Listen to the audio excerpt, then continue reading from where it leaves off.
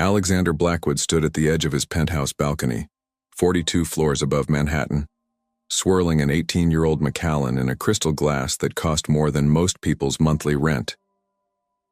The city lights sparkled below like fallen stars, but he barely noticed them. His mind was consumed by one image: Sophia Laurent's face when she'd looked at his younger brother James earlier that evening. The engagement party had been Alexander's idea, a lavish affair at the Metropolitan Museum of Art, closed for the private event.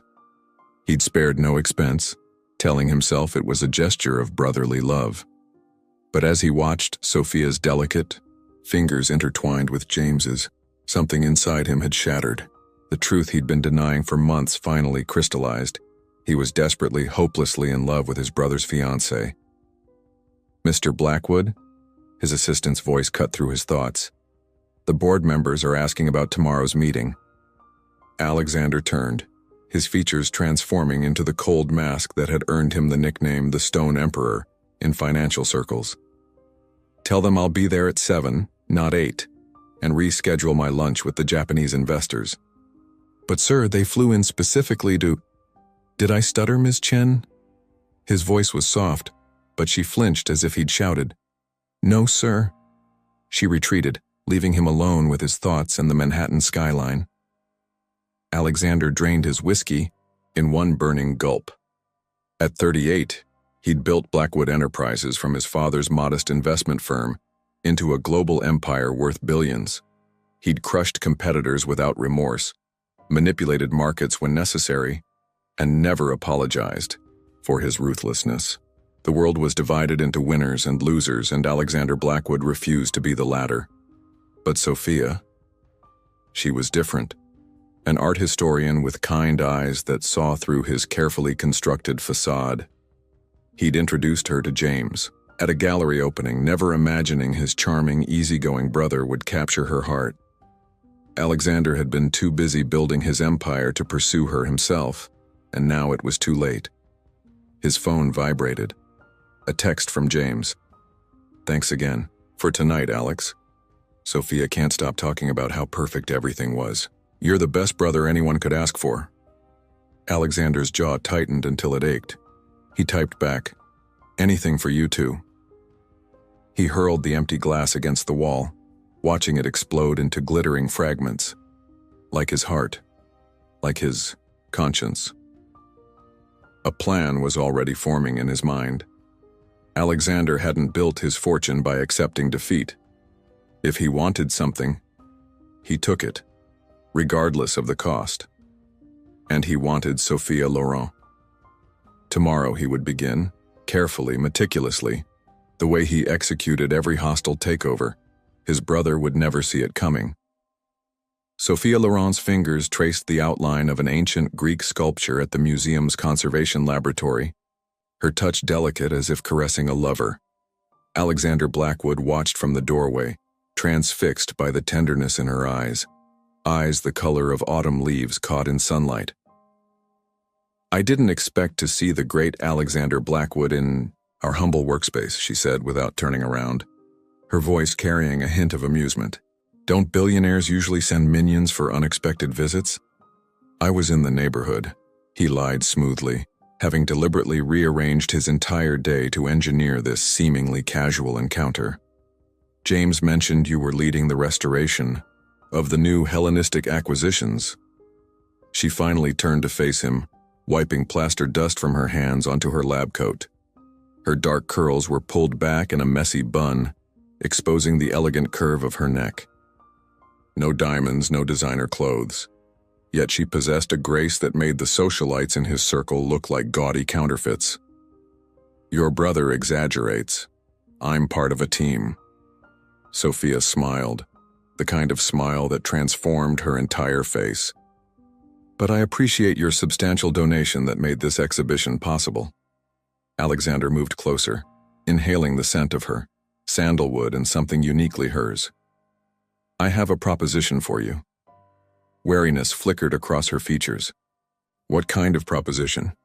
"The Blackwood Foundation is establishing a new cultural heritage preservation initiative, $5 million annually." He maintained perfect eye contact. I want you to head it. Sophia's eyes widened, her professional composure momentarily slipping. That's unexpected. Why me specifically? Your reputation precedes you. 3 degrees from prestigious universities, groundbreaking research on Hellenistic art forgeries, fluent in 5 languages. Alexander recited facts he'd memorized from the extensive dossier his private investigator had compiled. You're the obvious choice. A faint blush colored her cheeks. I'm flattered, but I have commitments here, and with the wedding just 4 months away. Consider it a wedding gift. Alexander interrupted smoothly. James wants you to be happy, and I know how passionate you are about preservation work. This position would allow you to travel, establish your own protocols, hand-pick your team. He watched her carefully, seeing the professional ambition warring with suspicion. He deliberately crafted an offer she couldn't refuse professionally, while creating distance between her and James. The international travel would be particularly useful for his purposes. I should discuss this with James first, she said. Alexander's jaw tightened imperceptibly. Of course. Though between us. He lowered his voice conspiratorially. James was concerned it might seem like nepotism if he mentioned it first. He wanted the offer to come directly from the foundation. The lie flowed effortlessly from his lips. Alexander had built empires on strategic falsehoods. Manipulating his brother's fiancée was child's play by comparison. I'll think about it. Her voice was measured, but he could see the excitement she was trying to suppress. Take all the time you need. Alexander handed her his personal card.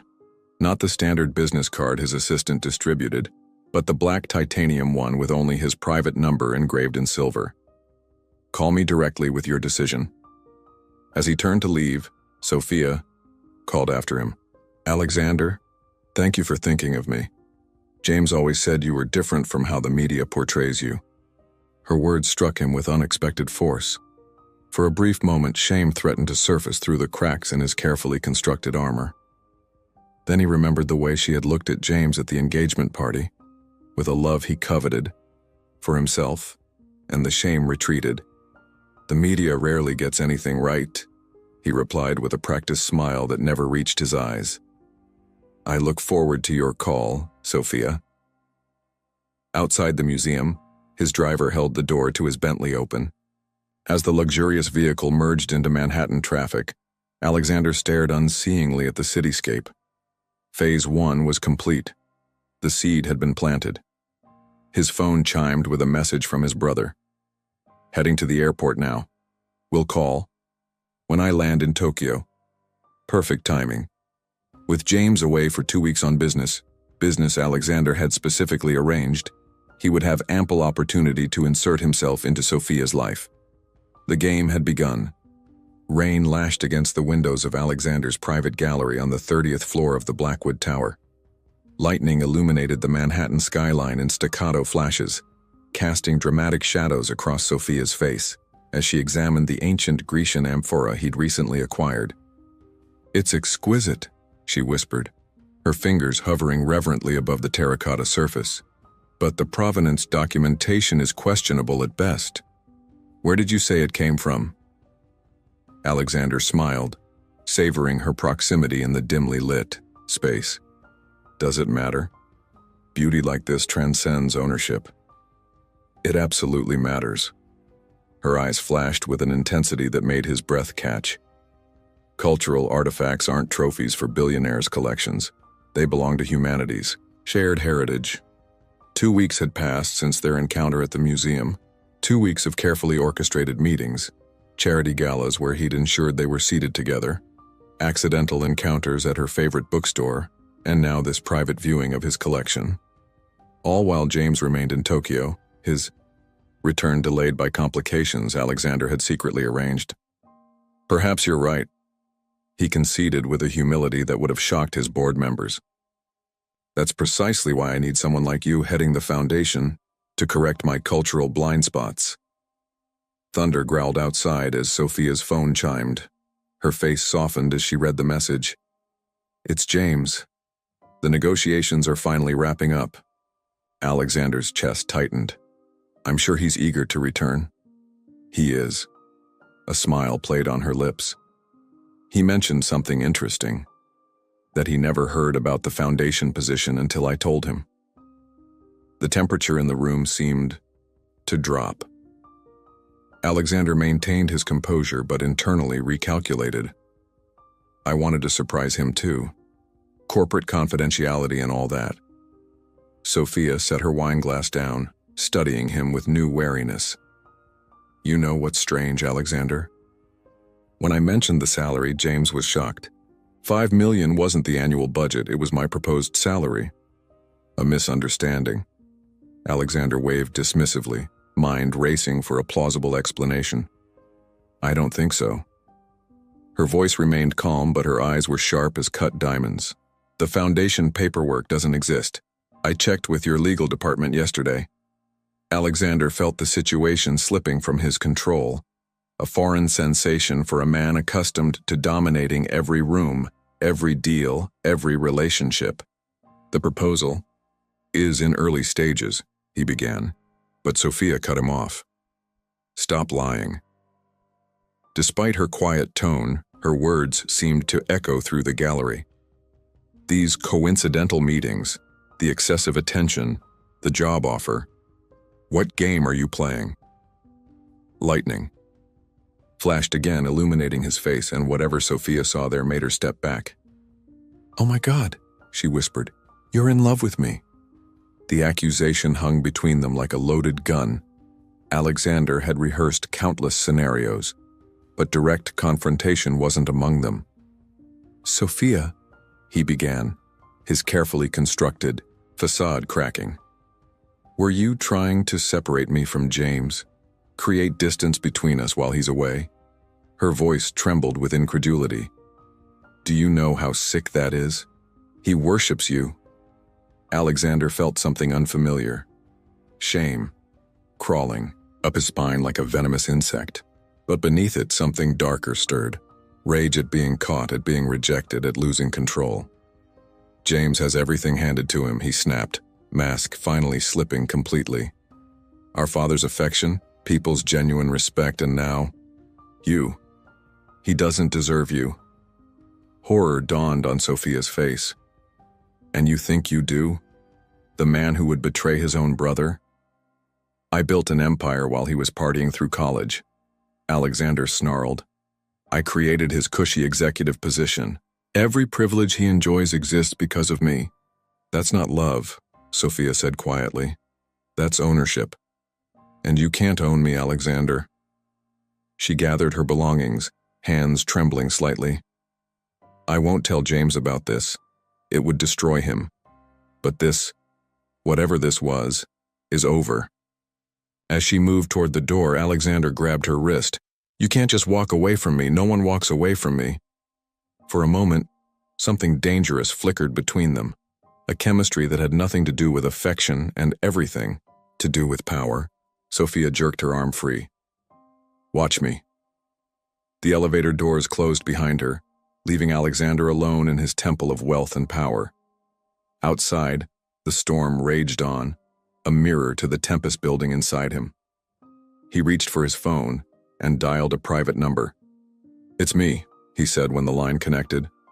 Implement contingency plan Icarus, target James Blackwood. His own brother. The final line he'd never thought he would cross.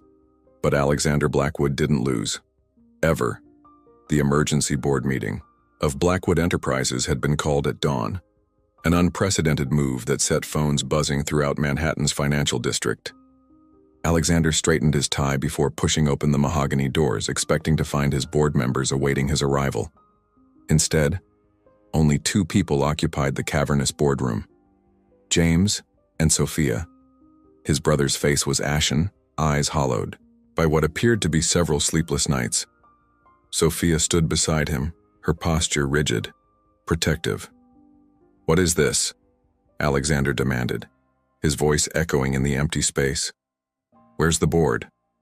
There is no emergency meeting, James said, quietly. I needed to ensure you would be here. Alexander's mind calculated probabilities rapidly.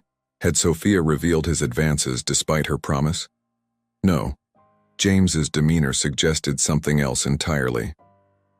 I received some interesting documents while in Tokyo, James continued, sliding a leather portfolio across the polished table. Financial records, offshore accounts, evidence of systematic fraud and market manipulation dating back 5 years. Ice formed in Alexander's veins. Those records were buried under layers of shell companies and digital encryption, untraceable. Amusing fiction, he said dismissively, though his heart hammered against his ribs. I don't have time for this. The SEC has already been notified, Sophia interjected, as has the FBI's Financial Crimes Division. Alexander's gaze snapped to her with newfound respect and fury. You did this. She met his stare unflinchingly. No, Alexander. You did this to yourself. James stood, pain etched in every line of his face. I've admired you my entire life, defended you when people called you heartless, believed there was goodness beneath the ruthless exterior. His voice cracked. I never thought you'd destroy yourself to hurt me.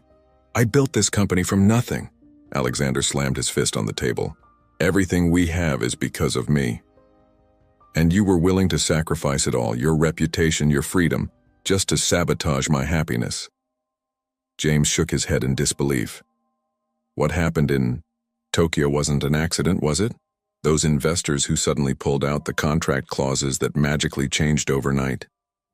Alexander remained silent, his mind racing for an escape strategy. There was always a way out, a loophole, a bargaining chip.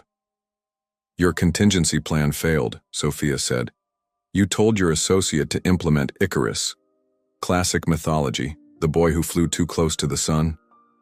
She tilted her head. But you forgot how that story ends. Icarus falls. The betrayal pierced deeper than Alexander had anticipated. Who leaked the financial records? Victoria Chen, James replied. Your loyal assistant of 7 years. Apparently, loyalty has its limits, especially when you threaten to destroy innocent people. The walls seemed to close in around Alexander. For the first time in his adult life, he had no countermove, no strategic response. The board meeting is actually scheduled for noon, James continued. They'll vote on your removal as CEO. Given the evidence, it will be unanimous. Alexander laughed bitterly. And let me guess, you'll take my place? The prodigal son ascending the throne? No. James's answer was unexpected. I'm stepping away from Blackwood Enterprises entirely. I'm done living in the shadow of your empire. Sirens wailed in the distance, growing louder. Federal agents, no doubt, coming to escort the great Alexander Blackwood from his glass tower. Why are you here, then? Alexander asked, genuine confusion breaking through his anger. To gloat?